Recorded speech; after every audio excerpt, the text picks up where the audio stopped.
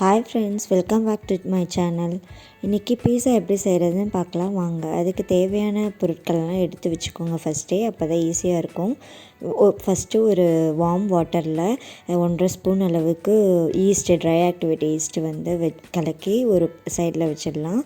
அதுக்கப்புறமா ஒரு பவுலில் 2 கப் ஆஃப் மைதா எடுத்துகிட்டு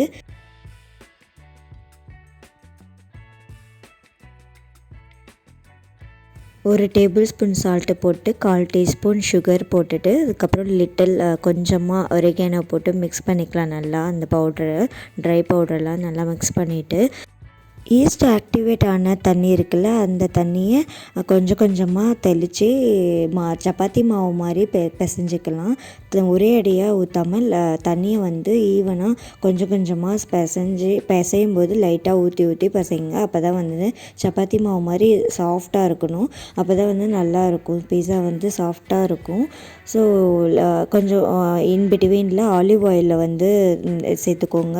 அப்போ தான் கொஞ்சம் கம்பைன் ஆகும். மாவெல்லாம் சேர்த்து பிசைகிறதுக்கு ஈஸியாக இருக்கும்.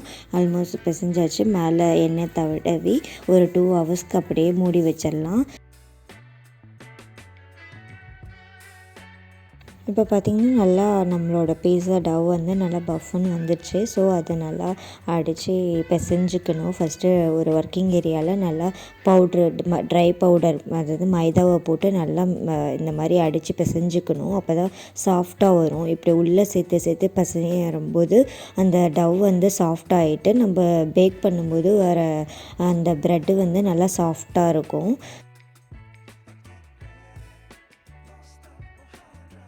ஒரு ஹாஃப் பஞ்ச் டவ்வை எடுத்து நல்லா ஒர்க்கிங் ஏரியாவில் மைதாவை கீழே போட்டு நல்லா உருட்டிக்கலாம். தின் பேஸ் இல்லைன்னா திக் பேஸ் எப்படி உங்களுக்கு வேணுமோ.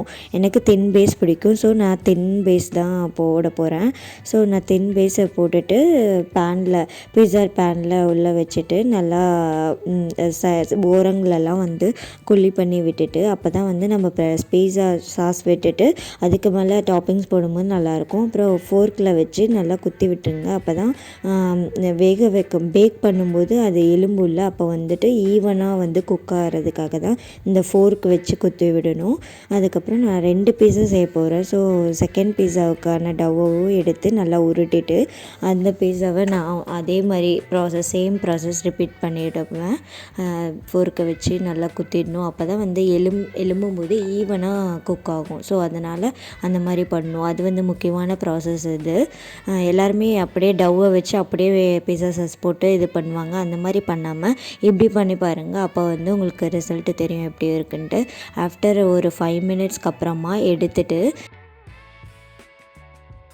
பார்த்திங்கன்னா இப்போவே லைட்டாக குக் ஆகிருக்கும். ஒரு கொஞ்சம் எழுந்திருக்குல்ல. ஸோ இப்போவே குக் ஆகிடுச்சு. மீதி சாஸ்லாம் போட்டு இப்போ பண்ணும்போது நல்லாவே குக் ஆகிடும். பீஸா சாஸ் நல்லா ஈவனாக ஸ்ப்ரெட் பண்ணி விட்டுட்டு நிறையா சாஸ் போட்டு பண்ணுங்கள். இது நான் ஃபஸ்ட்டு பீஸாவில் நான் லைட்டாக தான் போடுவேன். ஏன்னா ஃபஸ்ட்டு பேபிஸ்க்கெலாம் தரதுனால அவங்களுக்கு ஸ்பைஸ் இல்லாமல் தரணுன்றதுக்காக லைட்டாக போட்டிருப்பேன். செகண்ட் பேஸுக்கு நான் நிறையா யூஸ் பண்ணியிருப்பேன்.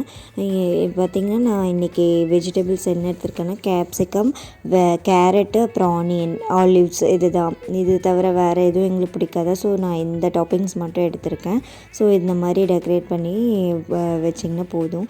அப்புறம் சீஸ் மேலே ஃபஸ்ட்டு சாஸு, அதுக்கப்புறம் சீஸு, அதுக்கப்புறம் வெஜிடபிள்ஸு, அதுக்கப்புறமா சீஸு.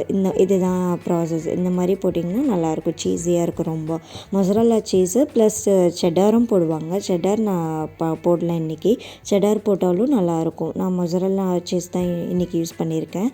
எல்லாமே டாப்பிங்ஸ்லாம் போட்டு அவனில் ஒரு 30 to 45 மினிட்ஸ் வச்சுக்கலாம். 180 டிகிரியில் 30 to 45 மினிட்ஸ் கரெக்டாக இருக்கும்.